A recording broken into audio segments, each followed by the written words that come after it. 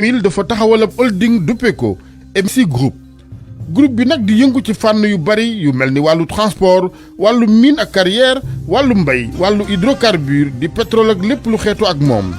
kuréel gi di yëngu it ngir am xëy bu doy ci wàllu privé gi liggéeyloo téeméeri ndaw ci Sénégal ak Afrique soowu jant fu ci mel ni Mali Gambie Guinée.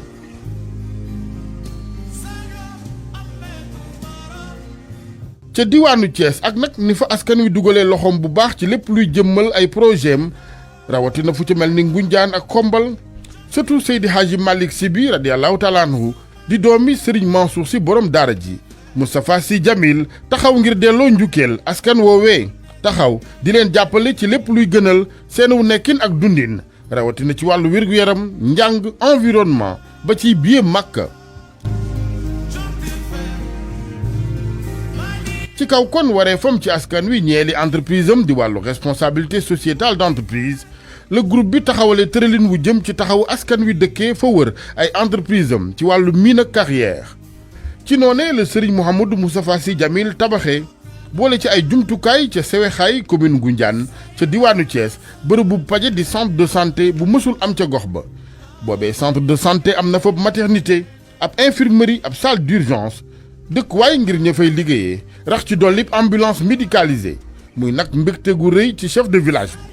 Sewexaay ci commune Ngoundiane la nekk mooy entrée Ngoundiane yàgg na dëkk bu yàgg la yaakaar naa am na ñetti téeméeri at yu tegal. tumuranke woon na lool ci wàllu poste santé ndax case moo fi nekkoon te dañ daan jóge fii di dem fu mel ni Cenaba wala ñu jóge fii dem fu mel ni Xombal wala ñu jóge fii dem fu mel ni Ngoundiane te boobaa da ngay jël saret boobu oto yombul nii da ngay jël saret fu ne nga daw aw fa ndax itam bari na sax ñoo xam ne dañ naan faatu ci yoon wi wala ñuy am doom wax dëgg yàlla di faatu ñuy faatu ci yoon wi ci yoon wi loolu lu metti woon la ba nga xamante ni fi ñu toll lii population bi bañ ko tàmbalee léegi chaque jour ñu ngi ciy wax kañ lay àgg ba yàlla indi ko ci lii Jamil itam mos cee tegg ba mu tàmbalee ak léegi mos cee teggi loxoom mi ngi kii à tout moment loolu ñun ñu rafetlu ko depuis boobu mu ñëw itam ne du ma fii bi indi benn entrepreneur yéen dëkk bi maçon yi nekk ci dëkk bi yéen a koy liggéey bëggul itam kenn def ci dërëm ku dul moom loolu ñun dañ cee bëgg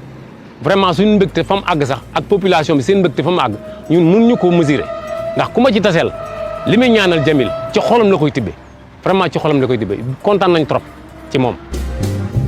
Moustapha Sy Jamil la mu saxoo mooy saa su ne di ne ci biir askan wi xam na nuy dundee ak la cay jafe-jafe ngir indi cay saafara ci sutura gu mat sëkk di ko soxna Jaxate Gueye fàttale moom soxna si xamee ci njëlbeenu projet yi ak sëñ Moustapha Sy Jamil seede ne lépp ci sutura gu mat sëkk la koy defee. bi nga def xamee ni yàlla def nañu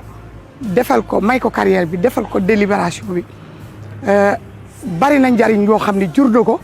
avant muy def lii njariñ yi mu njëkk a jur rek mooy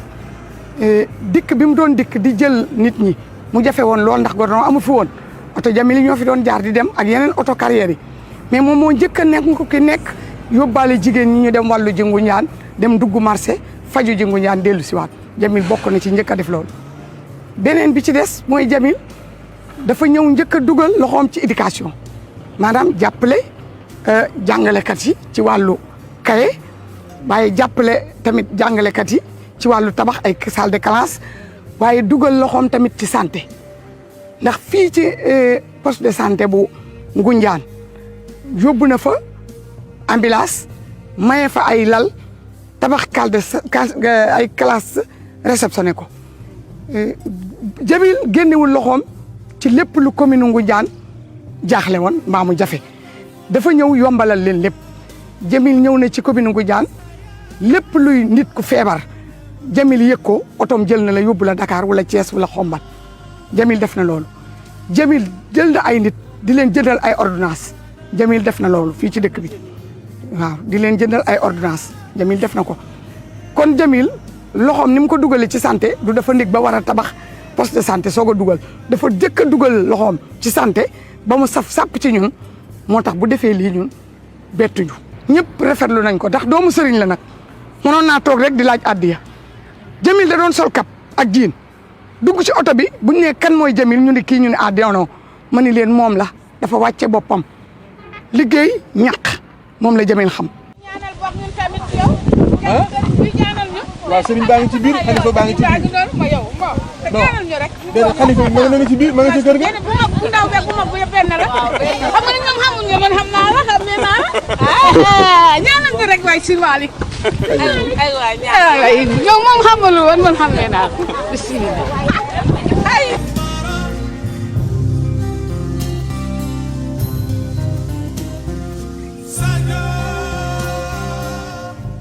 mën naa waatal ni ci fii ma toog ci commune bii ma bokk amul ku jariñuwul ci carrière am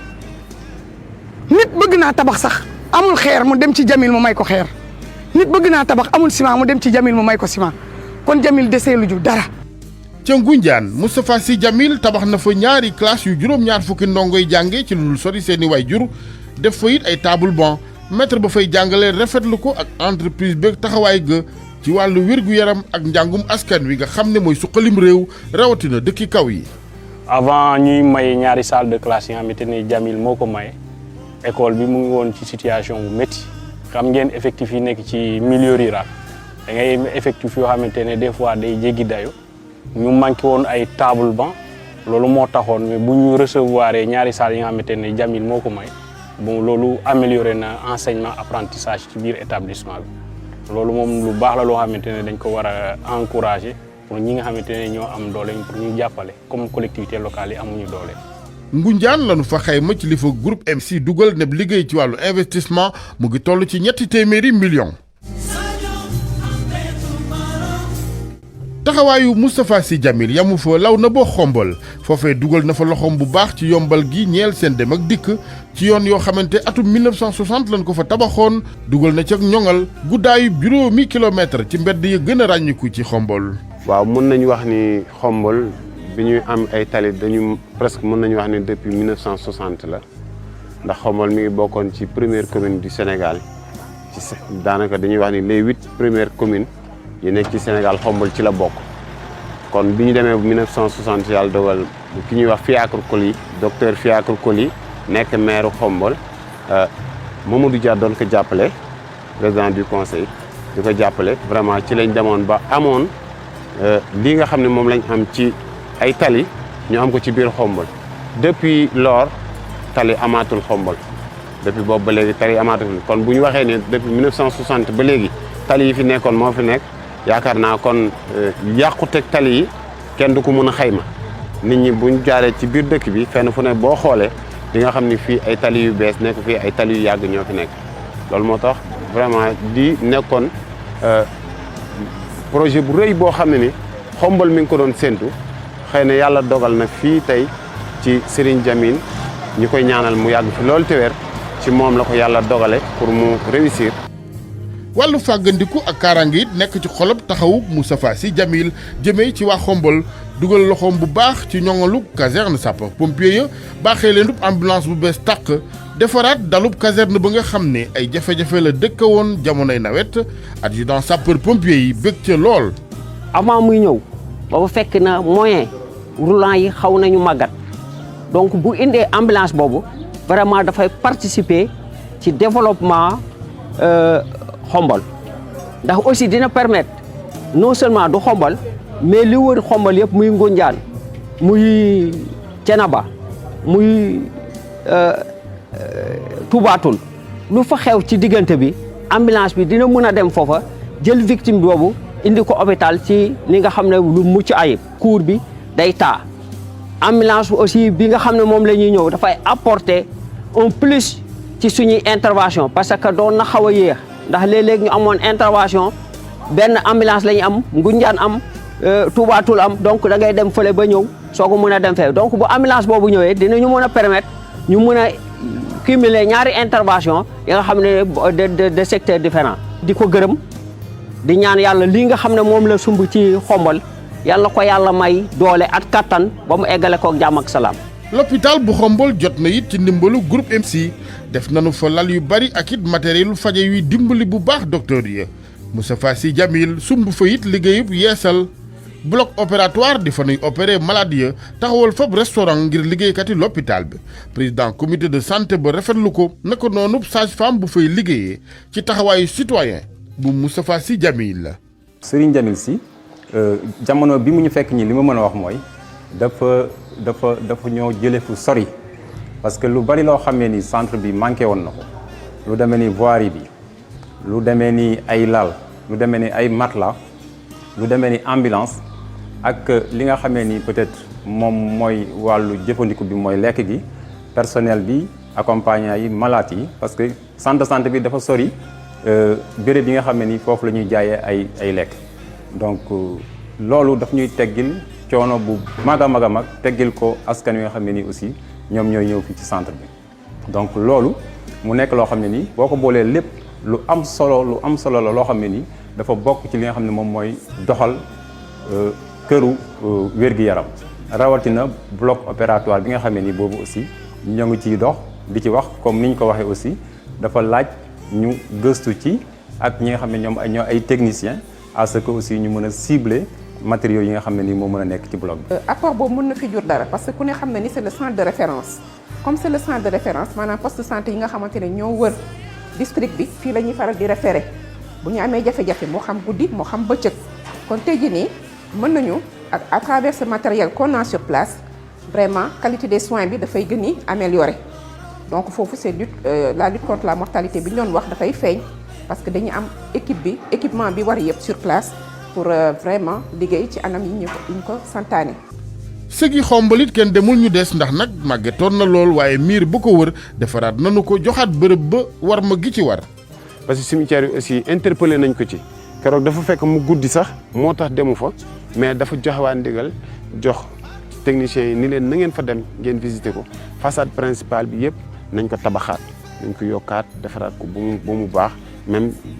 tali bi yoon bi nga xam ne moo jëm foofu tam nañ ko baliser waat nañ ko defaraat ba mu baax boole ci aussi wax ñu ni dëkk bi tam may naa leen oto mbalit mi ngi ci yoon bi di ñëw ak beneen auto vidange moom tamit boole na ko ci li nga xam ne moom la war a def ci dëkk bi. ci wàllu taxaw ak liggéey lanu xayma nepp investissement bu groupe MC ci Xombol mu ngi toll ci juróomi téeméeri millions.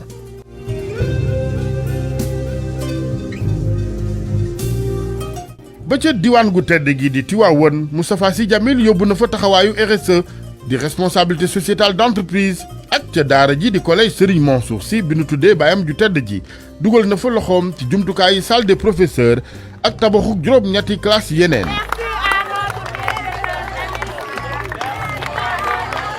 bi collège bi implanté woo njabootu Serigne Mansour Sy yëgee loolu ñu wanenu seen contenté ñu daal di réagir si saa si Djamil ñëw fi en première visite daf fi jëkk ñëw xool daal di am lu mu nu digal mu ñëwaat fi nag daal di ni immédiatement da koy door bi mu ñëwee sama personnel bi nga xamee ne ñoo may accompagner ñu ànd ci liggéey bi nekkoon dans des situations yu xaw metti ndax xale yi de seen nombre day yokk parce que dañu bëgg xale yépp ci biir école yi ce qui fait que table banc yi manqué woon xawoon sooxe léegi ñoom fi nu waroon toog li ñuy amee di ci toog seen liggéey dañu jël yépp jox ko xale yi ñoom dañuy taxaw pendant des heures di kii bi ma ñëwee loolu laa jëkk wax Djamil dama ko wax rek mu daal di réagir daal di nuy équiper salle des professeurs bi gis ngeen que léegi bi ngeen duggee ni mu mel mu nekk salle bu mën accueillir ku mu mënti doon mu daal di yokk ci loolu ñëw ni daf nuy tabaxal juróom-ñetti salle de classe te bu koy def daf koy def mu mel naka li nekk ci biir école bi déjà ndax li fi nekk déjà